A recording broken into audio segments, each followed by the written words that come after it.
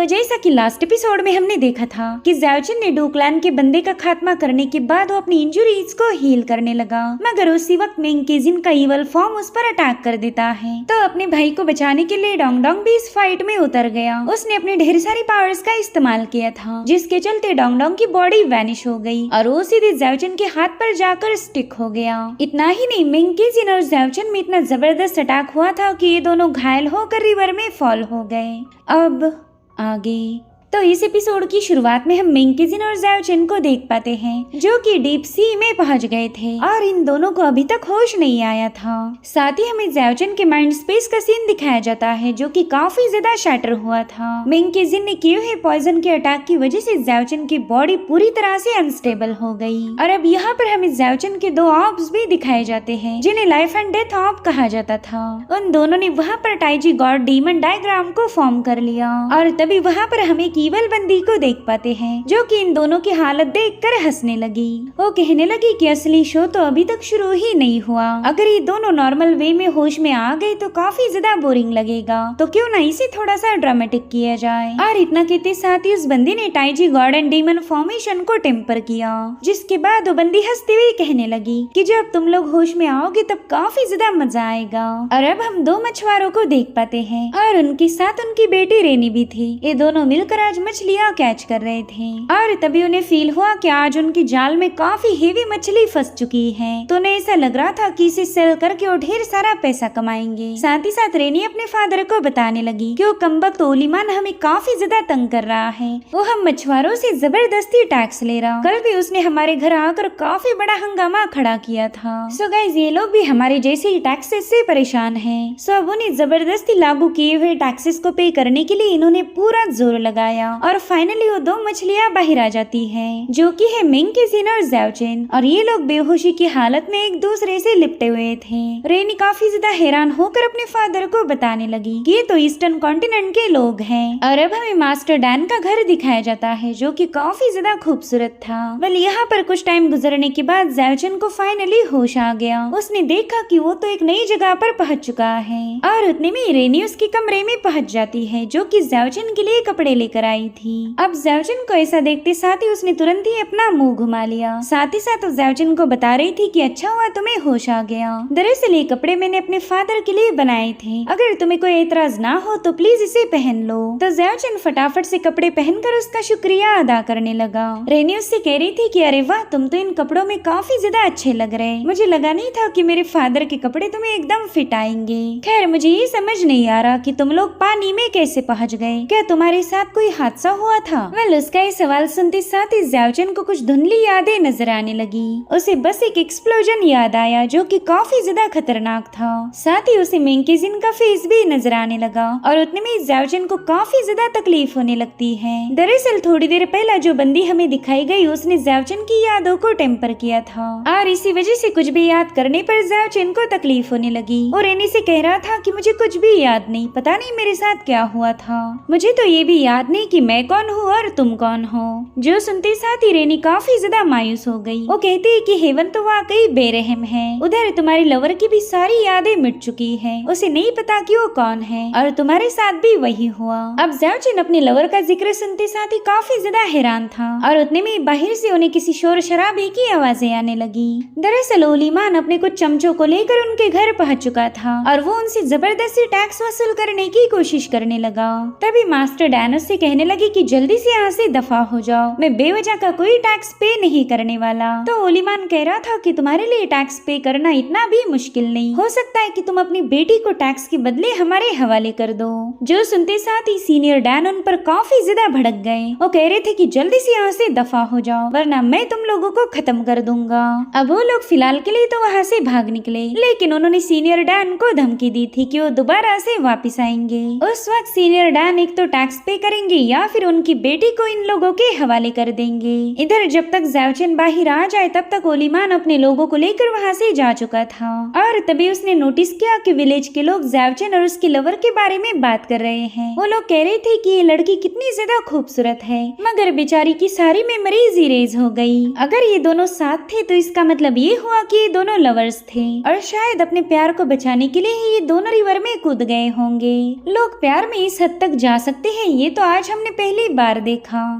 जैवचिन भी अपनी so called lover को देखने के लिए बेताब था और फिर बड़े ही रोमांटिक वे में उसे मेंग केजिन नजर आई, जो कि मॉर्टल्स के कॉस्ट्यूम में काफी ज्यादा प्यारी लग रही थी।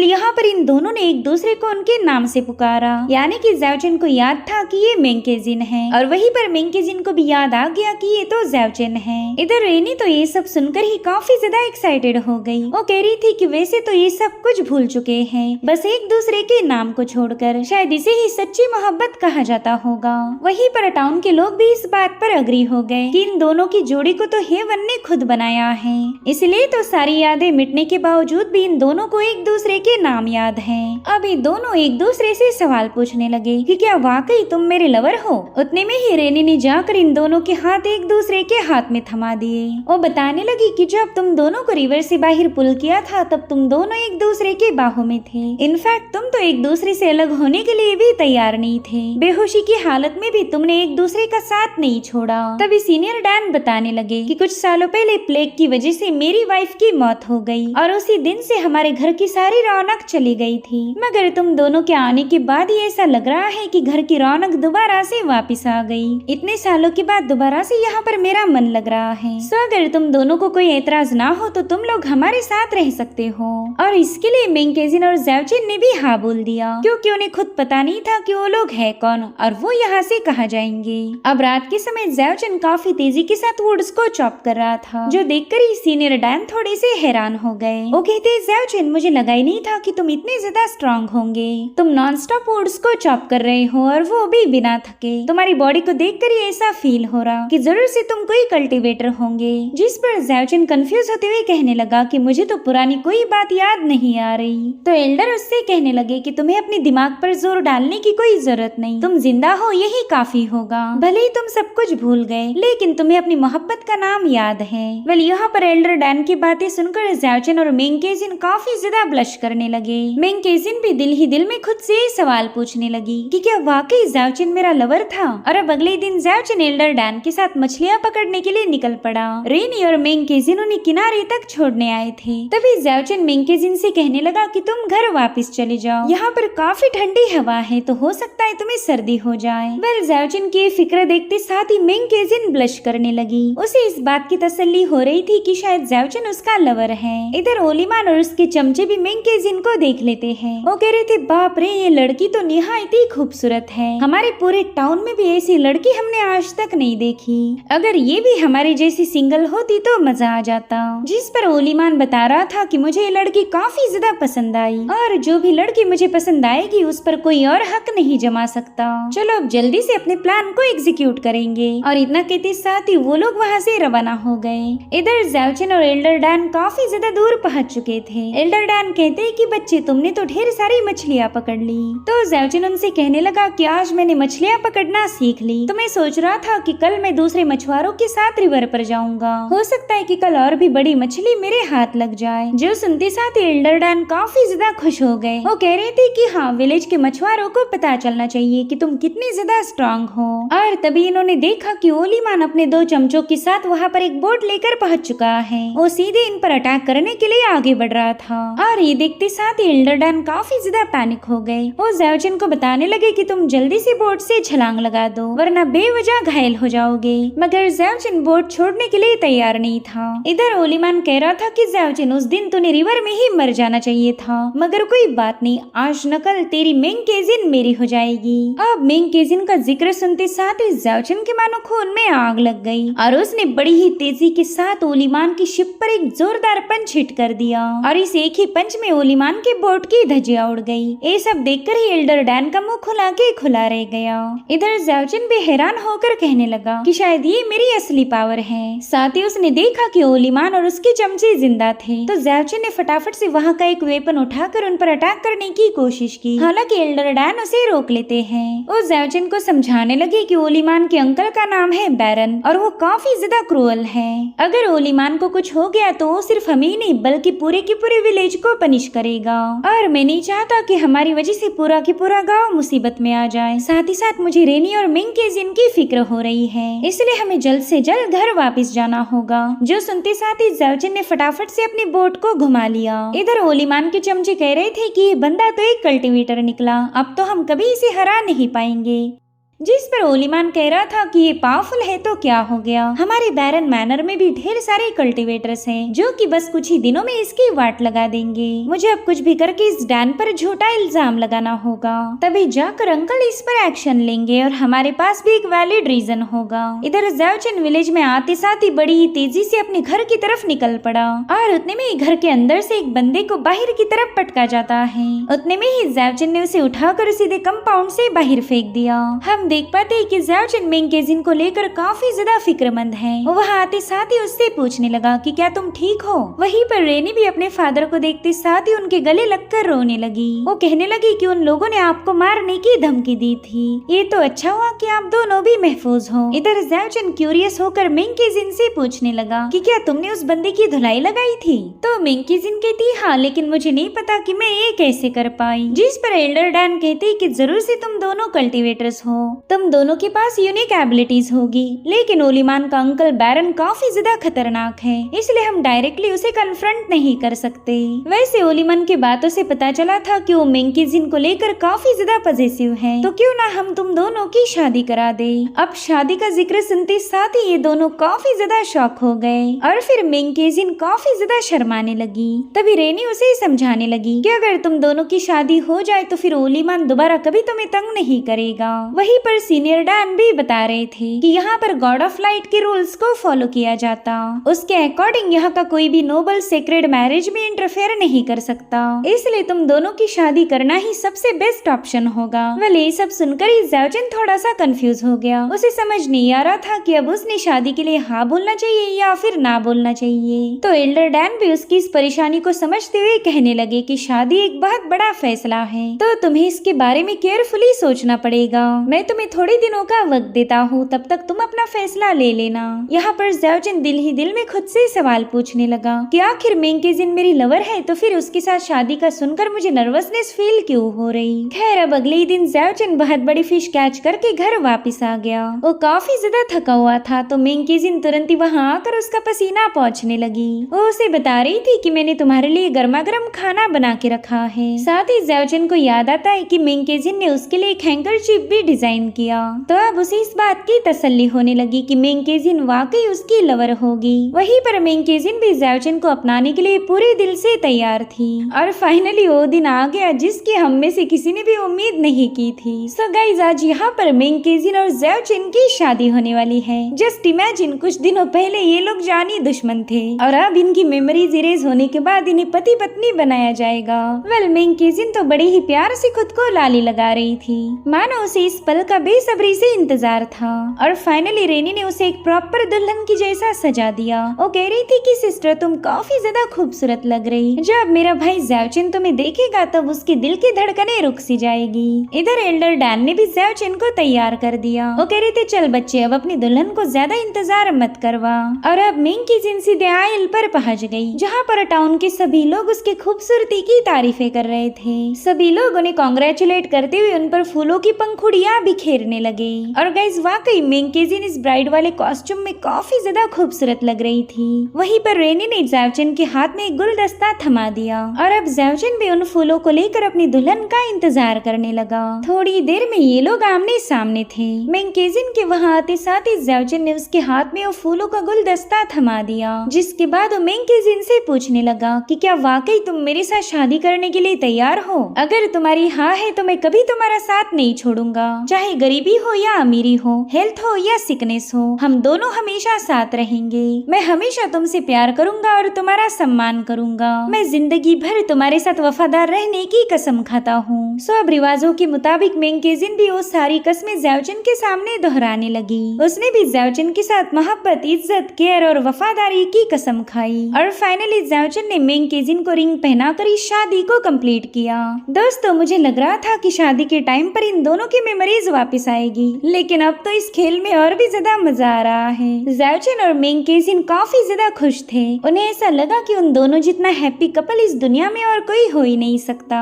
ज़ाओजिन तो खुशी के मारे अपनी दुल्हन को बाहों में उठाकर उसे गोल गोल घुमाने लगा। इस पूरे सीरीज में फॉर द फर्स्ट टाइम हम मेंगकेजिन को इतना ज्यादा खुश देख पाते हैं। उसके चेहरे पर काफी प्यारी स्माइल थी। वहीं पर ज़ाओजिन को भी ऐसा फील हो रहा था कि मानो मेंगकेजिन को हासिल करके उसे पूरी दुनिया मिल गई। इन दोनों को पूरा यकीन था कि ये लोग इटर्नल लवर हैं, जिन्हें कोई भी अलग नहीं कर सकता। वहीं पर पूरा टाउन इनकी खुशी में शामिल हुआ और फाइनली ज़ाओजिन मेंगकेजिन को किस करता है। और गाइस, वाकई ये काफी रोमांटिक सीन था। क्या पता आगे चलकर ये पल हो ना हो। वहीं पर विलेज के लोग इन दोनों को किस करता हुआ देखकर काफी ज्यादा खुश हो गए। सभी लोग इन दोनों को हैप्पी मैरिड लाइफ विश कर रहे थे। इनफैक्ट उन्होंने तो ये भी दुआएं मांगना शुरू कर दी कि इन दोनों को जल्दी से बच्चे हो जाए। खैर, ज़ाओजिन और मेंगकेजिन अब एक रिश्ते में बन चुके थे। यहाँ से उनकी नई जिंदगी की शुरुआत होगी। और अब हमें उनके बेडरूम का सीन दिखाया गया, जहाँ पर ज़ाओजिन मेंगकेजिन से कह रहा था कि फाइनली हम शादीशुदा हैं। अब तुम हमेशा के लिए मेरी हो गई। दुनिया की कोई भी ताकत हम दोनों को अलग नहीं कर पाएगी। आज के बाद तुम पर मेरा हक है और मुझ पर तुम्हारा। और फिर वो दोनों बिस्तर पर लेट गए। यहाँ पर उनका हनीमून शुरू हो चुका था और उतने में ही हमें डोंग डोंग की आवाज आती है, जिसकी सोल फिलहाल ज़ाओजिन की बॉडी में रेस्ट कर रही थी। वो परेशान होकर कहने लगा कि हे ऊपर वाले, ये सब मैं क्या देख रहा हूँ? इससे पहला तो तुम मुझे अंधा कर देते। इस चुड़ैल ने पहले ही मेरे दोस्त का जीना हराम किया था और अब तो ये सीधे उसकी बीवी बन गई। बीवी का कहर तो काफी ज्यादा भयानक होता है। बस अब गॉड ऑफ लाइट ही मेरे दोस्त की रक्षा करे। ये दुनिया तो पागलों से भरी पड़ी है। अच्छा हुआ मैं कोई इंसान नहीं हूँ। खैर, ये सब देखकर ही मुझे चक्कर आ रहे। मैं तो बस दुआ करूंगा कि जल्दी से इन दोनों को नींद आ जाए। और अब हमें अगले दिन की कहानी दिखाई जाती है, जहाँ पर ज़ाओजिन खेतों में कड़ी मेहनत कर रहा था और उतने में मेंगकेजिन उसके लिए पानी लेकर पहुंच गई। वो तो अपने पति परमेश्वर की पूरे दिल से सेवा कर रही है। ये दोनों पूरी तरह से मॉर्टल्स जैसे बिहेव कर रहे थे। अपने पास्ट के बारे में इन दोनों को कोई आइडिया नहीं। ज़ाओजिन उससे कहने लगा कि आज का सनसेट काफी ज्यादा खूबसूरत है, लेकिन वो मेरी मेंगकेजिन से ज्यादा हसीन नहीं हो सकता। सो इस तरह से इन दोनों का वक्त काफी मजे में कट रहा था। लेकिन मुझे तो उस दिन का टेंशन है जब ज़ाओजिन की मेमोरीज वापस आएगी। पता नहीं फिर वो यूजिन को क्या मुंह दिखाएगा। खैर, फिलहाल तो अपनी शादीशुदा जिंदगी को काफी अच्छे से एंजॉय कर रहा था, मगर कुछ ही दिनों बाद इनकी जिंदगी में तूफान वापस आ गया। यहाँ पर हम देख पाते हैं कि मेंगकेजिन की पावर उसे काफी ज्यादा तकलीफ दे रही थी। वो ज़ाओजिन से कहने लगी कि कोई तो है जो मुझसे बात करने की कोशिश कर रहा। और फाइनली मेंगकेजिन की बॉडी से बहुत ही भयानक ऑरा रिलीज हुई, जिसके चलते ये दोनों भी पीछे की तरफ पुश हो गए थे। ज़ाओजिन को तो कुछ भी समझ नहीं आ रहा था कि ये सब उसकी बीवी के साथ हो क्या रहा। वहीं पर मेंगकेजिन को अपने अंदर से एक आवाज सुनाई देने लगी। वो उसे बता रही थी कि मॉर्टल वर्ल्ड में सिर्फ डिजायर है, तुम्हें इसमें से बाहर निकलना होगा। याद करो, तुमने कसम खाई थी कि तुम अपने डाओ हार्ट को कभी मैला नहीं होने दोगी। अब तुम्हें हार्टलेस डाओ को फॉलो करना ही होगा। और उतने में मेंगकेजिन बेहोश हो गई। वहीं पर ज़ाओजिन तुरंत ही जाकर उसे संभालने लगा। वो उससे कह रहा था कि तुम पूरी तरह से ठीक हो जाओगी। वहीं पर रेनी फटाफट से जाकर विलेज के हीलर को बुला के लाती है। तो उस हीलर ने मेंगकेजिन की बॉडी को चेक करके बता दिया कि ये कोई ऑर्डिनरी इलनेस नहीं, बल्कि इस लड़की की बॉडी पर एक डिमोनिक पोजेशन है। अब ये सुनकर ये सभी लोग पैनिक हो गए। ज़ाओजिन उससे पूछ रहा था कि बताइए, इसे बचाने के लिए मुझे क्या करना होगा। तो हीलर उन्हें एक लेजेंड के बारे में बताने लगा। वो कहता है कि वास्ट माउंटेन में एक बहुत ही डीप फॉरेस्ट है। ऐसा कहा जाता था कि वहाँ पर एक बहुत ही पुराना एंशिएंट डिवाइन टेम्पल था, जिसके अंदर एक 7 कलर डीमन फॉक्स रहती है। उस फॉक्स को खुद डिवाइन स्पिरिट ने प्रोटेक्ट किया था। सो अगर तुम वहाँ जाकर उसके मैजिकल क्रिस्टल को ऑब्टेन कर पाओ, तो उस क्रिस्टल की मदद से हम तुम्हारे वाइफ के डिमोनिक पोजीशन को हटा सकते हैं। वो क्रिस्टल इतना ज्यादा पावरफुल है कि उसके सामने कोई भी इवल पावर या कर्सेस टिक नहीं सकते। तुम्हारी वाइफ को बचाने का बस यही एक आखिरी तरीका है। मगर एक बात याद रखो, वो एंशिएंट डिवाइन टेम्पल काफी ज्यादा भयानक है। अक्सर वहाँ से लोग कभी जिंदा वापस नहीं आते। तो क्या तुम अपनी वाइफ को बचाने की खातिर इतनी बड़ी रिस्क उठाने के लिए तैयार हो? अब ये सुनते साथ ही ज़ाओजिन तुरंत ही वहाँ से निकल पड़ा, मगर एल्डर डैन उसका रास्ता रोक लेते हैं। वो ज़ाओजिन से कह रहे थे कि तुम वहाँ पर नहीं जाओगे, वो जगह काफी ज्यादा खतरनाक है। बात अगर मेंकेजिन को बचाने की है तो हम उसके लिए कोई ना कोई और तरीका ढूंढ लेंगे, लेकिन तुम्हें उसके लिए अपनी जान जोखिम में डालने की कोई जरूरत नहीं। मैं तुमसे प्रॉमिस करता हूँ कि मैं मेंकेजिन को कुछ नहीं होने दूंगा। जिस पर ज़ाओजिन कहने लगा कि जब मैंने मेंकेजिन के साथ शादी की थी तभी उसे प्रोटेक्ट करने का भी फैसला लिया। मैंने कसम खाई थी कि चाहे फिर वो हेल्थ हो या फिर सिकनेस हो, मैं कभी उसका साथ नहीं छोड़ूंगा। और आज मेरी वाइफ को मेरी मदद की जरूरत है तो मैं उसे अकेला नहीं छोड़ सकता। और इतना कहते साथ ही ज़ाओजिन बिना खुद की परवाह किए उस एंशिएंट डिवाइन टेम्पल की तरफ रवाना हो गया। अब ये सीन यहीं पर कट होकर हम ओली मान को देख पाते हैं, जो कि अपने अंकल बराक के पास पहुंच गया था। वो तुरंत ही उसे बताने लगा कि विलेज के लोग काफी बड़े गद्दार निकले। जैसे उनके पास एक कल्टीवेटर आया, उन्होंने टैक्स पे करने से मना कर दिया। उन्हें ऐसा लगता है कि वो कल्टीवेटर काफी ज्यादा पावरफुल है और उन्हें हमारी चुंगल से बचा लेगा, इसलिए वो लोग तो सीधे बगावत पर उतर आए। दरअसल उस कल्टीवेटर का नाम है ज़ाओजिन और उसने कुछ दिनों पहले ही हमारी बोट पर भी हमला किया था। भले ही वो बंदा थोड़ा सा पावरफुल है, लेकिन इतना भी नहीं कि वो आपके खिलाफ जा सके। तो मैं आपसे रिक्वेस्ट करता हूँ कि प्लीज मेरे साथ आपकी कुछ कल्टीवेटर्स को भेज दीजिए ताकि मैं उस ज़ाओजिन को सबक सिखा सकूं। वेल, इस बंदे का अंकल बराक कितना ज्यादा पावरफुल है ये तो हमें अगले एपिसोड में पता चलेगा। Thank you so much for watching. Bye bye, take care.